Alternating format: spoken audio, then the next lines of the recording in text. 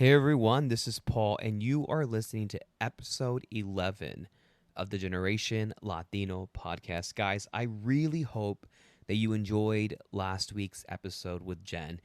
It was such a delight to chat with her. I couldn't have been more happy with how the episode came out. I love the feedback, and my goal is to bring in some more guests and to just chat about other topics. So keep tuning in, and we are going to have some more guests. So once again, I want to thank you so much. And if you liked last week's episode, please share it, like it. It really means a lot to me, and it means a lot to me to see people again just from all over the US, now the world, tuning in. So thank you from the bottom of my heart. So I have a question. How many times do you ask yourself, or actually tell yourself, that you're going to wait for the right moment to do something? If that is you, that is what today's episode's going to be. So today's episode is going to be called The Moment Is Now. All right, guys. So today's episode was inspired by a couple of things, right? Last week we talked about education and being outside your comfort zone. And I often hear friends, family members, loved ones, acquaintances tell me that they are waiting for the right moment to do something. And as I analyze that, and it could be the right moment for anything, right? So they're waiting for the right moment to join the gym. They're waiting for the right moment to quit a job. They're waiting for the right moment to leave a boyfriend or a girlfriend, or they're waiting for the right moment to start school. Well, in my opinion and in my experience, the right moment is now. I truly believe that there is no right moment to do something, and especially to start working on getting something done. I believe that that moment is now. And I think sometimes we tell ourselves, well, I'm waiting for the right moment be- because of fear and procrastination, and it really never gets done. So I'll use my first example today. And my first example is when I started doing CrossFit. I was looking to elevate my fitness. I've been playing tennis for several years. I have been an avid person who loves the gym. I love running, hiking. I'm a pretty active individual. But I wanted to elevate my fitness. And I remember wanting to try CrossFit, which is just a whole nother level of fitness. If you're not familiar with CrossFit, it's a bunch of wall balls, burpees, box jumps, rope climbing, tire flips, sled push, rowing. It's just a lot of cardiovascular stuff and strength training, Olympic training, all of that. I was looking at YouTube videos and I was like, man, I really want to do that, but I'm kind of afraid. I said to myself, what if I, you know, go to the gym a little bit longer, get in better shape, and then join CrossFit? Or what if I lose 10 more pounds and then go to CrossFit? What if I get stronger, lift more weights, and then go to CrossFit? I was already giving myself all of these excuses because in my mind, I wasn't ready and the moment wasn't right. I was waiting for the right moment to join CrossFit.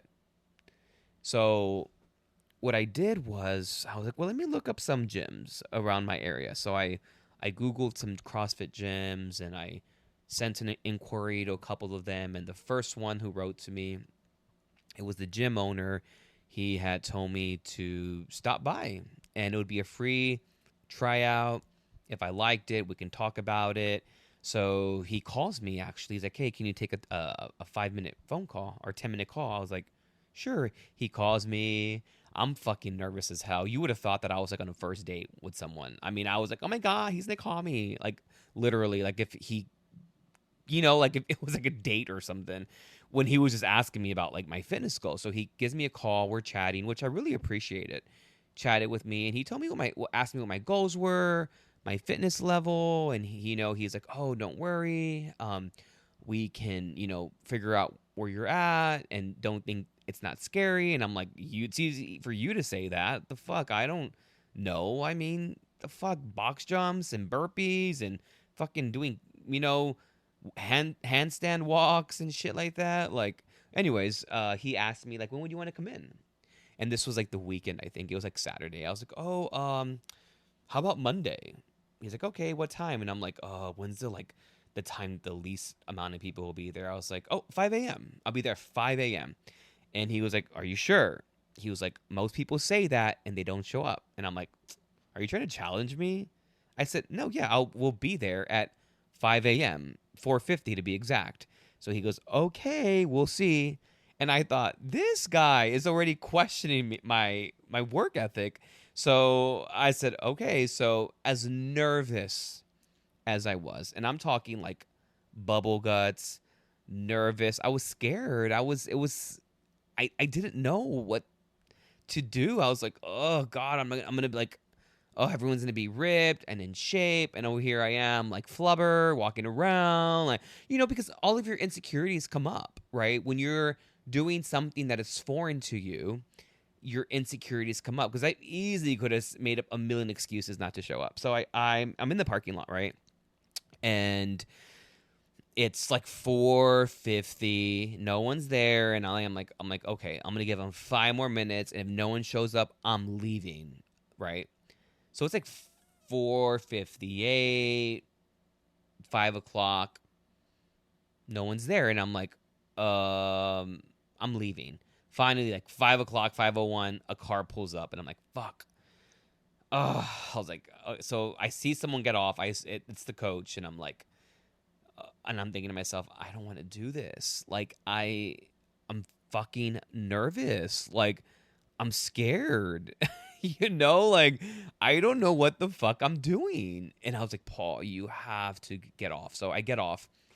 He introduces himself. He's chatting with me, and he's very hyper. And I'm like, who is hyper at 5 a.m? Well, anyways, he was.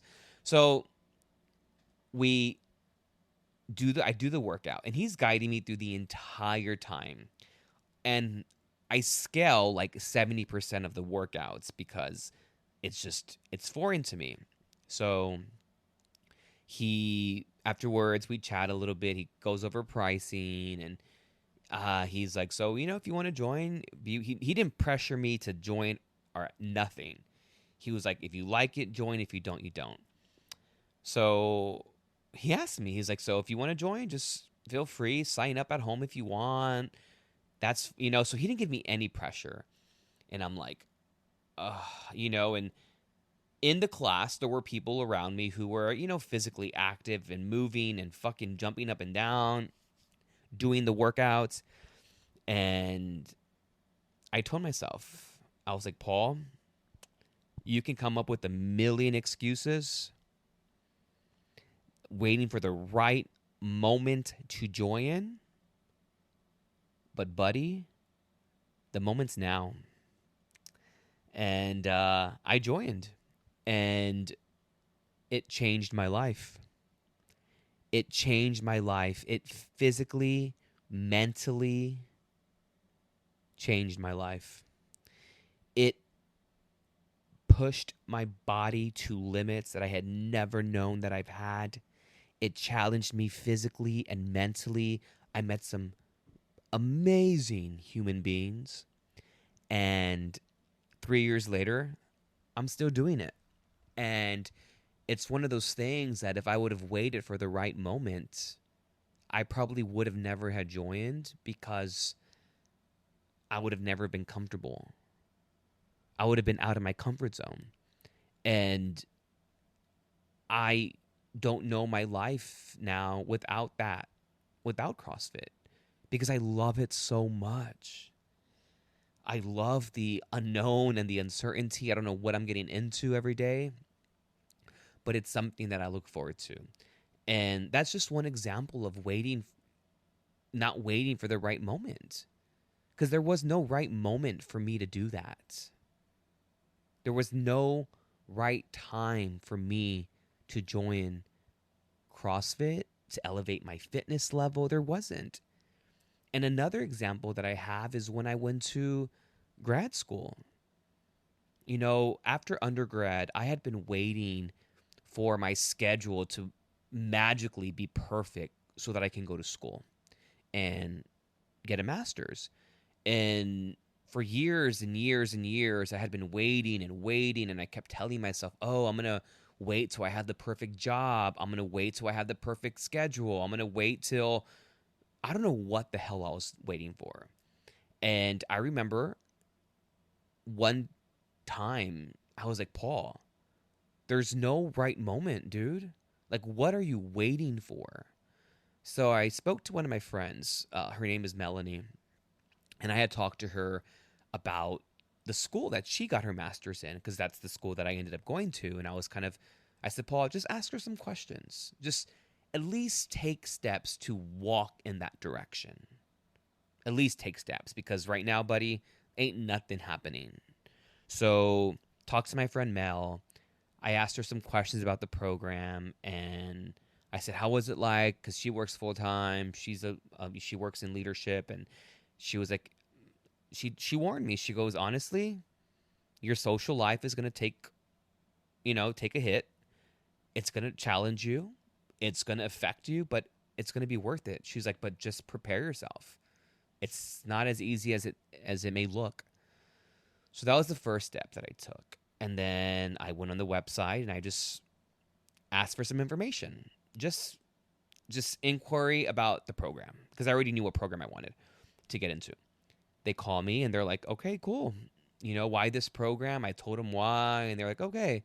So in my mind, I'm still waiting for the right moment. And I remember I don't know what, I was in a parking lot. I don't know what it is about parking lots, but a lot of things happen when you're in a parking lot. Well, not like that, but you know what I mean. Not like any like crazy things, but just epiphanies happen in parking lots. No one's getting blowjobs over here.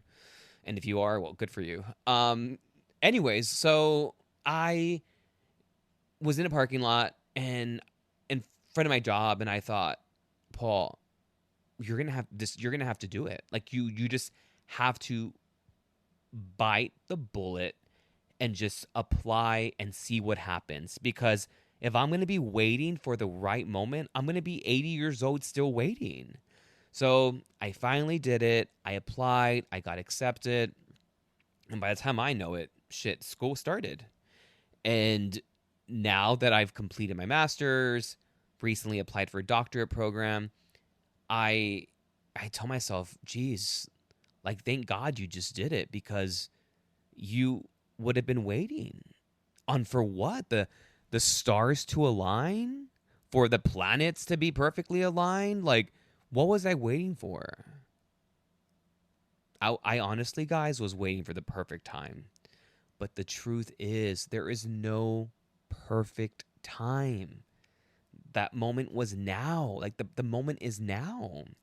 And I tell you this because I know so many people who are procrastinating to start things, to do things, because they're waiting for the right moment.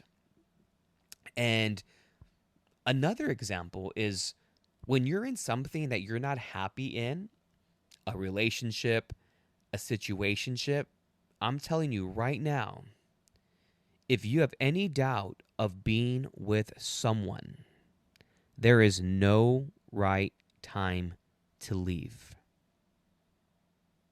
There is no right time to leave. The moment is now. And I'm going to give you a perfect example of that, because this story still pains me. I have a cousin, and she had been dating this guy for many years. And it was a very toxic relationship from the beginning. I love my cousin, but she was in a very unhealthy relationship.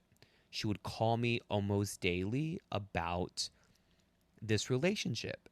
And as it was getting further and further along, time-wise, it was getting worse and worse and worse. And I kept telling her, I was like, you need to leave. Like, what are you waiting for? And she tells me this.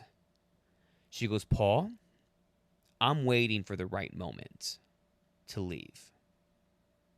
And I told her, I said, look, there is no right moment to leave this guy. He's a monster. He is mistreating you. I don't know what you're waiting for. I don't know what star you're waiting to see, what vision you're waiting to see, because a lot of us are waiting for this like grand sign. Like in The Lion King, like when Mufasa comes out of the clouds, like people are waiting for that. I'm sorry, but that's probably not going to happen. So I remember one of the last conversations I had with her. It was getting bad, right? The relationship was just getting so bad physically, emotionally. And I remember at the time I was married, so what would happen was like when she would call me, I would go into the restroom and talk because my husband at the time, I sound like Elizabeth Taylor, husband at the time, but my only husband I've ever had would be asleep and I didn't want to like bother him, so I'd go to the restroom and talk. So I had told her like, you need to leave. You need to leave. You need to leave now. Grab your shit and go. She didn't. Well, I'm at work a couple of days later and she calls me and she tells me that she had been arrested. That her and her boyfriend got into a physical altercation and she ended up in jail. And I am not here to say I told you so. That is not my place. I am not here. That is not the type of person I am. But when she told me that, I knew that her being in jail was going to affect her for years to come. Because of the line of work she does, because of the type of profession she's in. And it did. It cost her thousands of dollars. It cost her so much pain, mental, physical. I mean, it was just, and I'm saying this because if you're listening out there, there is no right moment. You shouldn't be in jail. You shouldn't be, God forbid, 6 feet under. You shouldn't be beaten up or just, I understand. I grew up in domestic violence. I grew up in a household where there was abuse. And I am telling you from firsthand experience, there is no right moment. The moment is now. If you are unhappy, if you are being mistreated, and if there is something that you don't want to be a part of, do not wait for a grand sign to happen. The moment is now. I'm telling you that with love. I am telling you that with experience from seeing my mother be abused. There is no right moment. The moment is now. But that's what this whole episode is about, guys. Whether it's something as extreme as what I just talked about, or, you know, as I wouldn't say simple, but as, you know, different as joining the gym or working on education or just pushing yourself to do something that you normally wouldn't, like leave someone, because that's the only thing you know. The moment is now. And I tell you this, you will not regret making a decision that is going to better you, that is going to enhance your life. If you want a new job and you're unhappy with where you're at, if you're unhappy with where you're at in life, there is no right time. Apply for other jobs, broaden your skill set. And again, life is too short to be waiting for the right moment. And I promised myself that I'm not going to wait for the right moment to do anything. I'm going to continue to push my limits, to challenge myself, to explore foreign things that make me uncomfortable. Because that's the life that I want to live. And I challenge you guys to do the exact same thing. I really want you, if you're listening to this episode, I want you to know that the moment is now.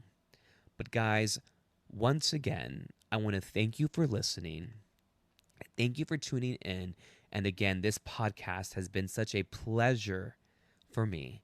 And if you've enjoyed it, please like it and share it with other people. It really means a lot to me. But again, thank you so much for tuning in. And I will see you on the next episode.